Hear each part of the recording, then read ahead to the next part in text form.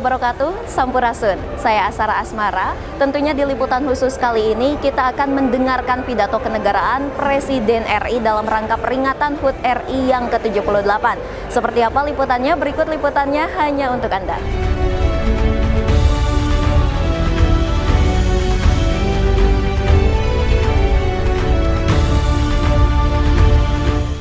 Dewan Perwakilan Rakyat Daerah DPRD Kota Tasikmalaya menggelar rapat paripurna mendengarkan pidato kenegaraan Presiden Republik Indonesia Joko Widodo jelang Hari Ulang Tahun ke-78 Republik Indonesia.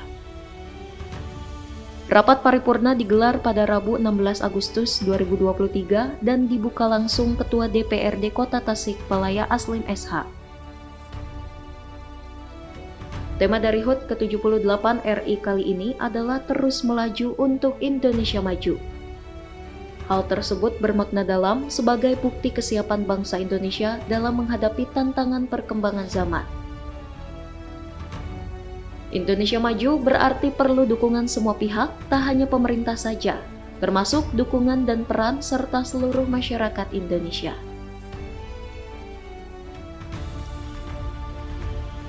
Joko Widodo saat pidato kepresidenan di gedung MPR RI nampak mengenakan baju adat Tanimbar Maluku. Baju adat Tanimbar adalah perpaduan indah antara kerajinan tangan, seni, dan makna yang mendalam. Setiap elemen yang terdapat dalam baju adat ini memiliki cerita dan nilai budaya yang diwariskan dari generasi ke generasi. Bukan sekadar pakaian, baju adat Tanimbar adalah penanda identitas, status sosial, dan simbol kebersamaan masyarakat.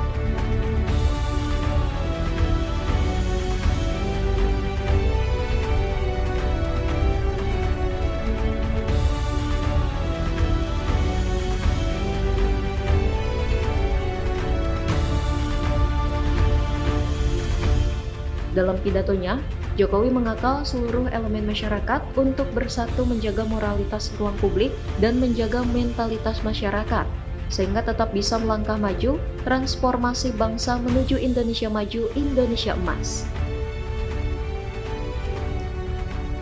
Peluang besar yang kedua yaitu internasionalitas yang dimiliki Indonesia saat ini, yang dibangun bukan hanya sekadar gimmick dan retorika semata, melainkan melalui sebuah peran dan bukti nyata keberanian dalam bersikap. Konsistensi Indonesia dalam menjunjung kemanusiaan dan kesetaraan, serta kesuksesan Indonesia dalam menghadapi krisis dunia 3 tahun ini, telah mendongkrak dan menempatkan Indonesia kembali dalam peta percaturan dunia.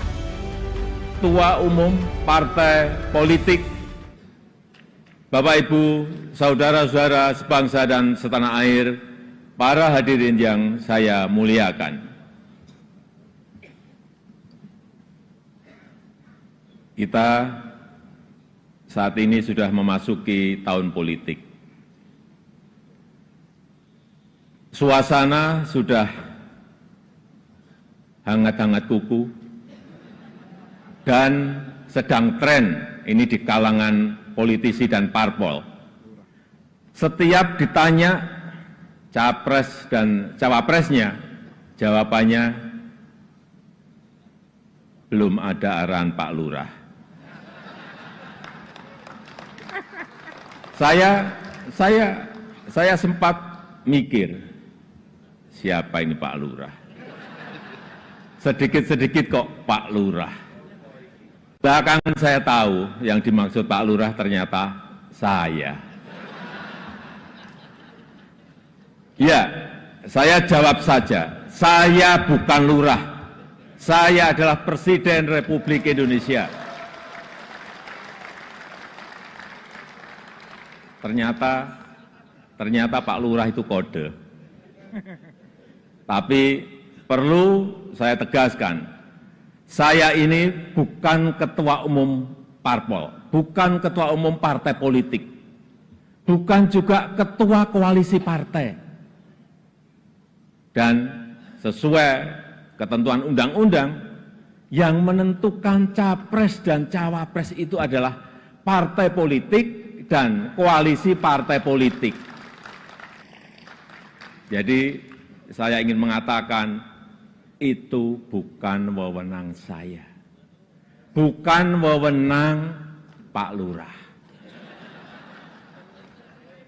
bukan wewenang Pak Lurah. Sekali lagi, walaupun saya paham ini sudah menjadi nasib seorang presiden untuk dijadikan paten-patenan dalam bahasa Jawa, dijadikan alibi, dijadikan tameng, bahkan walau kampanye belum mulai, foto saya banyak dipasang di mana-mana. Ya, saya harus ngomong apa adanya. Saya ke provinsi A, ada. Ke kota B, ada. Ke kabupaten C, ada juga. Sampai ke tikungan-tikungan desa saya lihat, ada juga. Tapi bukan foto saya sendirian. Ada di sebelahnya bareng capres. Ya, saya kira menurut saya juga enggak apa-apa, boleh-boleh saja. Bapak Ibu yang saya muliakan, posisi presiden itu tidak senyaman yang dipersepsikan.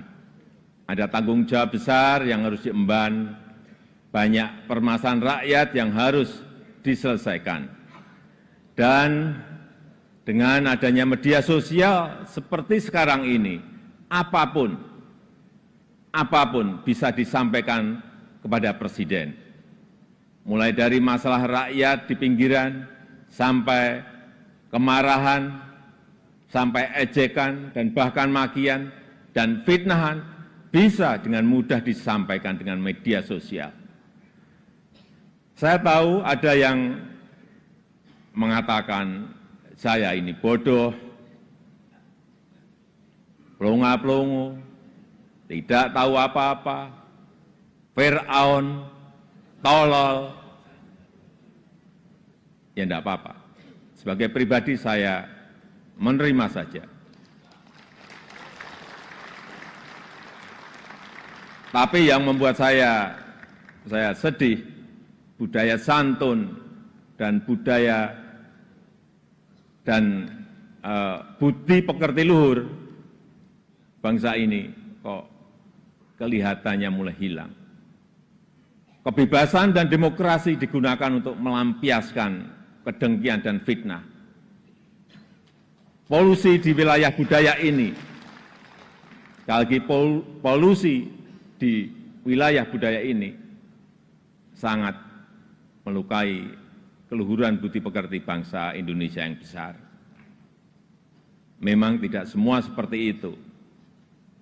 Saya melihat mayoritas masyarakat juga sangat kecewa dengan polusi budaya tersebut. Cacian dan makian yang ada justru membangunkan nurani kita semua, nurani bangsa untuk bersatu menjaga moralitas ruang publik, bersatu menjaga mentalitas masyarakat, sehingga kita bisa tetap melangkah maju, menjalankan transformasi bangsa menuju Indonesia maju.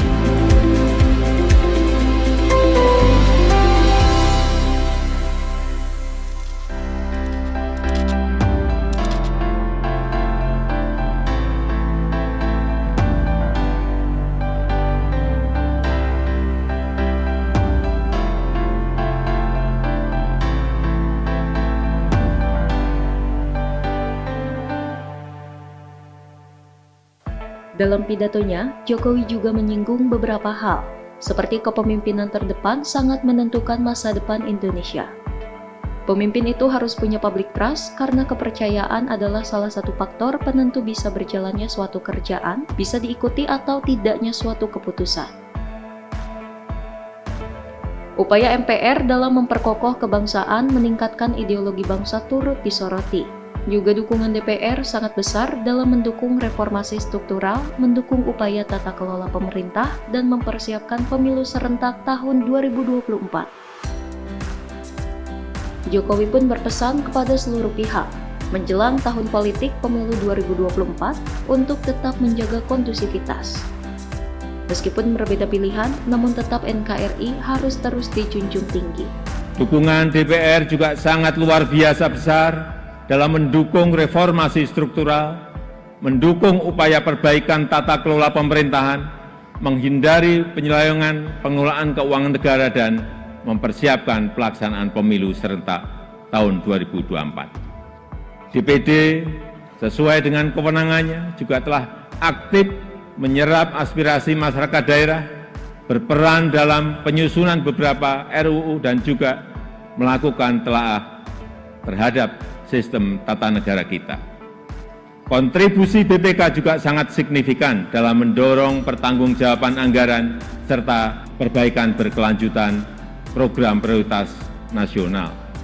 Upaya MA, Mahkamah Agung dalam menciptakan keadilan patut diapresiasi melalui peningkatan transparansi peradilan, pengembangan sistem peradilan berbasis elektronik serta percepatan proses penanganan perkara dengan biaya murah. MK, Mahkamah Konstitusi juga terbukti semakin cepat dalam menyelesaikan perkara, transparansi dalam proses persidangannya dan mempermudah pelayanan para pencari keadilan. KY, Komisi Yudisial, terus aktif melakukan advokasi, pelatihan dan investigasi, menjatuhkan sanksi tegas terhadap hakim yang melanggar untuk menegakkan kehormatan, keluhuran, martabat dan perilaku hakim. Selain itu, saya juga mengucapkan terima kasih kepada Bank Indonesia, OJK, LPS, KPK, Ombudsman, KPU, Bawaslu, Komnas HAM, dan lembaga-lembaga nasional lainnya yang telah berkontribusi sesuai peran dan kewenangannya. Semoga Allah SWT, Tuhan Yang Maha Esa, senantiasa mempermudah upaya kita dalam meraih Indonesia maju yang kita cita-citakan. Marilah kita bersatu padu, terus melaju untuk Indonesia maju. Dirgahayu Republik Indonesia, Dirgahayu Negeri Pancasila, merdeka! Merdeka! Merdeka! Usai kegiatan, penjabat Wali Kota Tasikmalaya CK Firguansyah menuturkan, semangat yang disampaikan Presiden demi kemajuan bangsa Indonesia harus direpresentasikan juga di daerah yang turut serta melakukan berbagai hal demi kemajuan Kota Tasikmalaya. Menuju Indonesia maju harus disiapkan juga SDM-nya. Di tingkat Kota Tasikmalaya kita juga jangan kalah, mari kita siapkan SDM Kota Tasikmalaya, insya Allah memberikan kontribusi kepada Indonesia maju. Yang terutama untuk pada masyarakat yaitu pertumbuhan ekonomi, untuk peningkatan ekonomi masyarakat, begitu juga dengan kegiatan-kegiatan yang berasal dari masyarakat.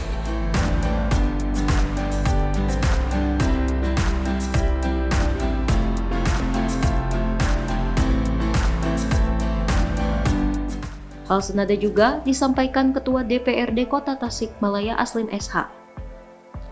Aslim menilai, sangat penting semua pihak bahu-membahu untuk mensukseskan pemilu 2024 dan tetap dalam koridor semangat menjaga keutuhan bangsa dan bersama memajukan Indonesia dan Kota Tasikmalaya ke arah yang lebih baik.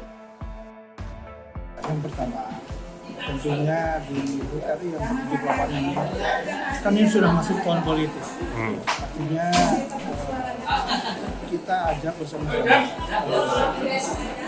masyarakat, bersama seluruh komponen bersama kita bersama-sama membangun Kota Tasikmalaya dengan masyarakat sistem demokrasi di tahun 2024 yang akan datang. Kita jadikan pernyataan pemilu yang akan datang dengan sangat demokratis dan yang gembira. Kita jalin kerjasama yang baik sebab semuanya punya niat yang mulia untuk membangun Kota Tasikmalaya juga negara Indonesia.